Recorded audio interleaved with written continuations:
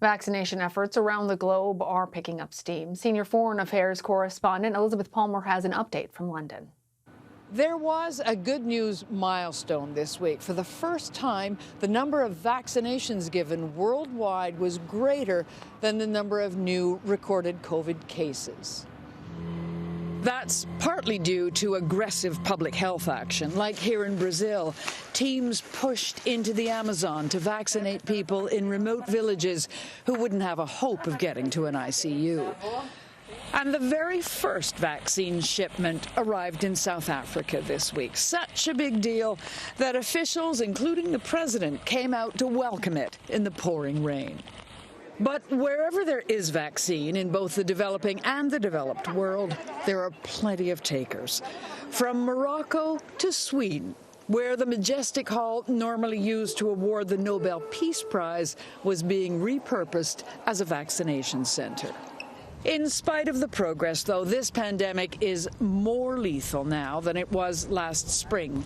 Twice as many people are dying daily than in mid-April 2020, with terrifying local surges, the worst of them at the moment in Portugal. It's got the highest death rate anywhere in the world, and it had to welcome German doctors and equipment to help. COVID has reminded millions that life is fleeting and precious. Take Rosario, hospitalized with COVID in Madrid. She was wheeled to see Fernando, her partner of 14 years. He'd finally proposed to her by text from his bed, and she joyfully replied, "See?" It's worth noting that in this push to vaccinate, there are some deliberate holdouts, notably New Zealand and Australia. They closed their borders very early on. They have very little COVID inside the country, and so for now, they've decided just to watch and wait. Lana? Can understand that. All right, Elizabeth, thank you. For more on the vaccination efforts here in the United States, let's bring in David Montefiori. He's a professor and director at Duke University's Laboratory for HIV and COVID-19 Vaccine Research and Development. Thank you very much for being with us. So Pfizer announced that it expects to cut down production time for its coronavirus vaccine by nearly 50%. This is very exciting news, potentially. They say that it will take roughly 60 days now to produce a batch of vaccine instead of 110. I'm wondering how vaccine makers are able to drastically reduce that processing time. Should we be at all concerned about an impact on quality control? Yeah, well, first of all, it was always the plan that these companies would increase their manufacturing capacity if their vaccine worked. So it's no surprise that they're doing that now. Also, they have gained experience now producing these new vaccines. This is a new technology. And as they gain that experience, they're, of course, finding ways to do it more efficiently. And in addition, they're increasing their capacity by expanding the facilities that they have. So this was entirely expected to happen. So I want to be excited, but just to be super sure, because so many times it feels like we're getting our hopes up and then only to have them crushed. You're saying that this is strictly good news. It is good news. And, you know, there shouldn't be concerns that they're cutting corners in terms of the safety of the vaccine. They're still going to be held to the same standards that their original vaccine was held to.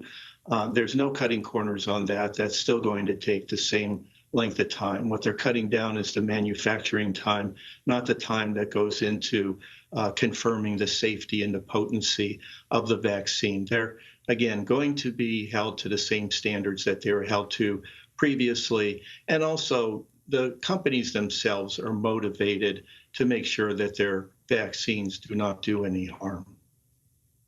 Well, that's wonderful, especially given new reports now. We read in the New York Times that Americans in several states are struggling to schedule their second dose of the vaccine.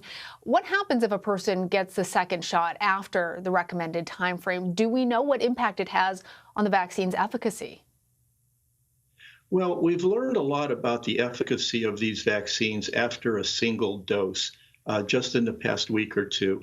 And they're very effective, it turns out, after just one dose. Not as effective as after two doses, but still pretty darn effective.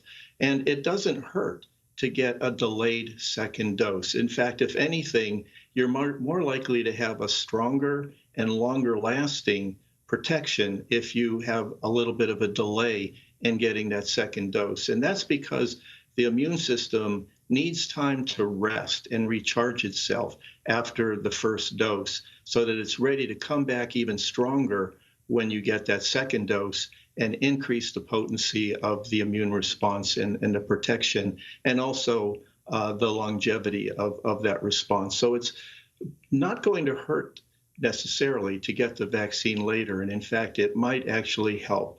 Now, that said, there's somewhat less efficacy after a single dose. You have better protection after the second dose, but still the protection that you get after one dose is pretty good. All right. Well, David, over the last week, the U.S. averaged 1.3 million new vaccinations per day. Another reason to celebrate. But is that rate actually fast enough to get ahead of the new variants that are spreading across the country? Well, we do need to ramp up vaccinations, and it will be important to stay ahead of these new variants. There are several new variants that we've been hearing about. There's the one that is from the UK, and is pretty prevalent there now. There's one in South Africa, Brazil, and a more recent one in Southern California. Now, those variants are from the UK and South Africa and Brazil are all found in the United States right now, but overall they're very low in prevalence. In fact, the UK variant is more prevalent than the South African and Brazilian variants, but still less than 3% of the total cases in the United States. And it turns out that the vaccines work almost as well against the UK variant as they do against the more common variant.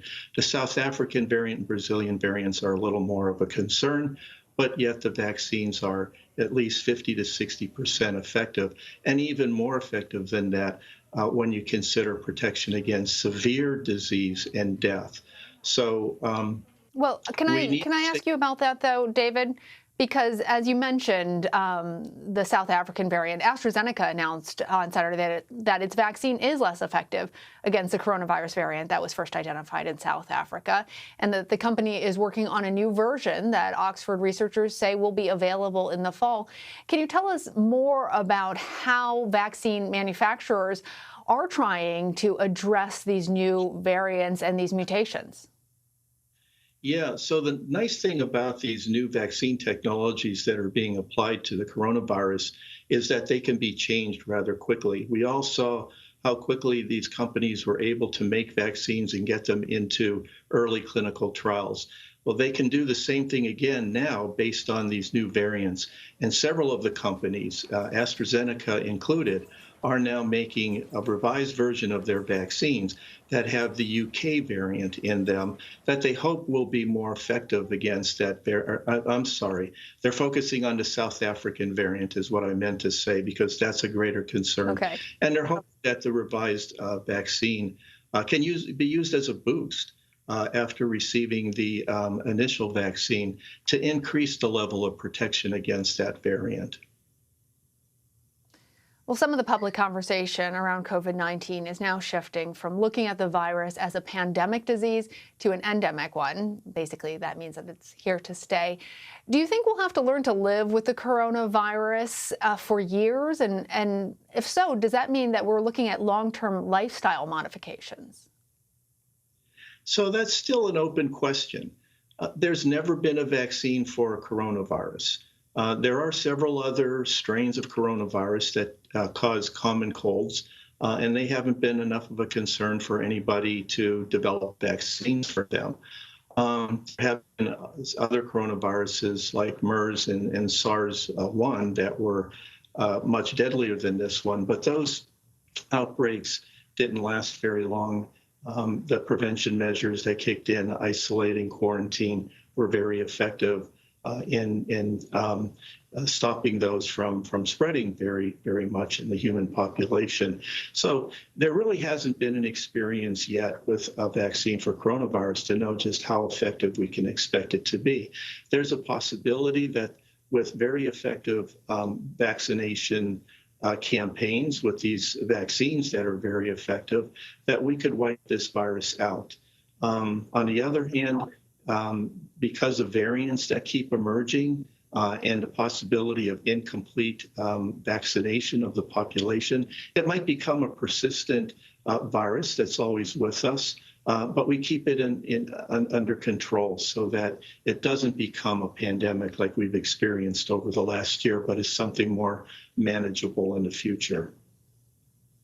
Very interesting point, too, about that race to vaccinate people faster than the virus if we want to ever get it under control. David Montefiori, thank you. Thank you.